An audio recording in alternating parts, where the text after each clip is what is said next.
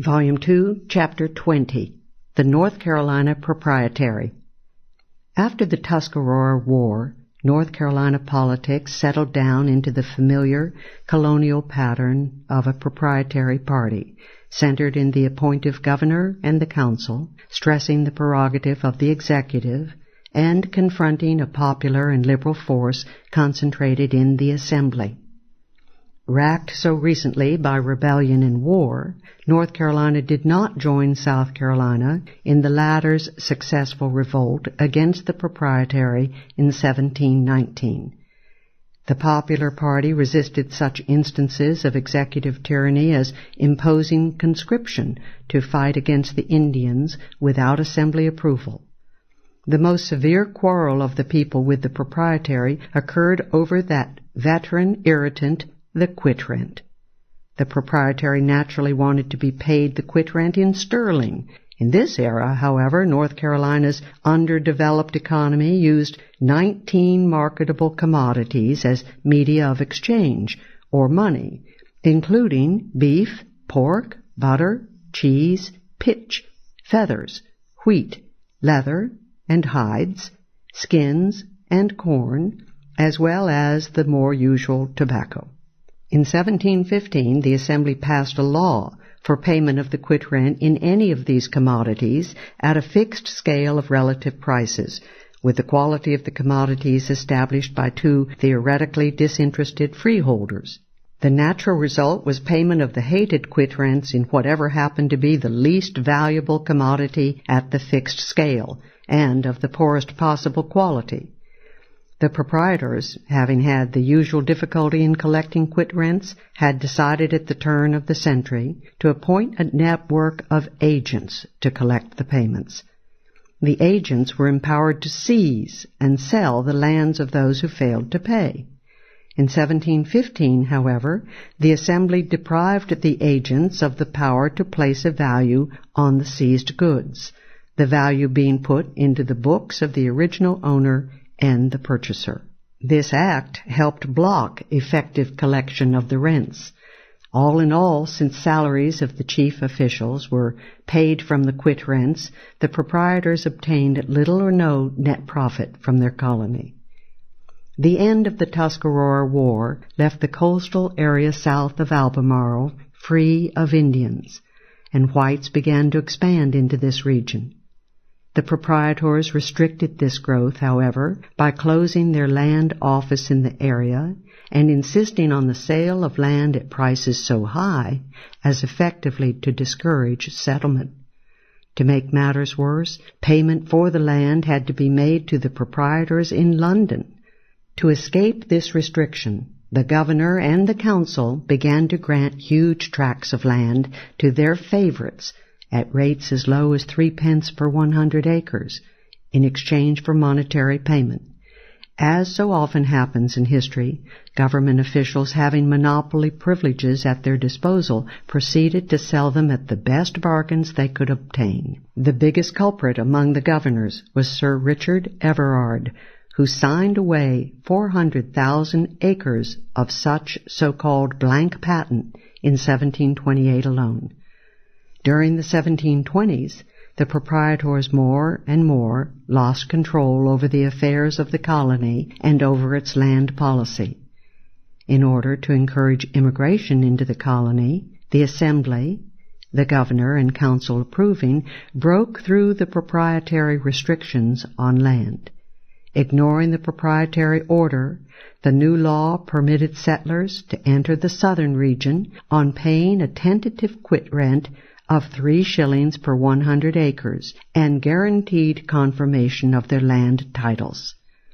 The popular new governor, George Burrington, friend of the Liberal Party, had agreed to this measure, but was removed by the proprietors shortly thereafter.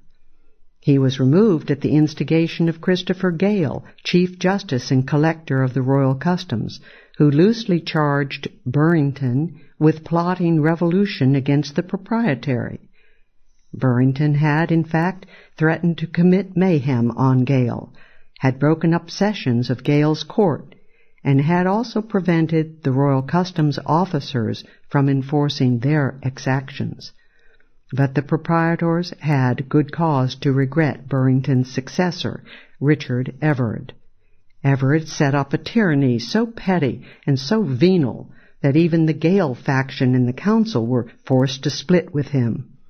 Abusing council and assembly alike, Everard exacted exorbitant and illegal fees and used the law courts as instruments to settle family quarrels and punish his enemies. The government of North Carolina was reduced to a violent three-way split. Thus, in 1725, the governor and the council tried to dissolve the assembly, which, however, denied such power and complained to the proprietors of the persecutions of the Gael clique. The faction seeking dissolution of the assembly was headed by Gael, now Chief Justice and Judge of the Admiralty Court, and his son-in-law William Little, the Attorney General. At this point, Burrington, now a leader in the assembly, denounced Everard and assaulted a constable. Riots by the various factions ensued at the capital, Edmonton. Finally, in 1729, the proprietors, disgruntled with the turbulent colony and finding quit rents almost £10,000 in hopeless arrears, were happy to sell all their rights over both North Carolina and South Carolina to the Crown for merely £23,000. North Carolina was now a royal colony. The only holdout was John Carteret, who refused to sell his 1/8 right. 15 years later, the Crown granted Lord Carteret, now the Earl of Granville, in exchange for his 1/8 proprietorship, the exclusive ownership of a huge land grant in northern North Carolina, covering over 1/2 of the whole area of the province and containing 2/3 of its population. Carteret was not only arbitrarily granted ownership over all the unsettled land in the area, he was also given the right to extract quit rents from the property owners already settled there.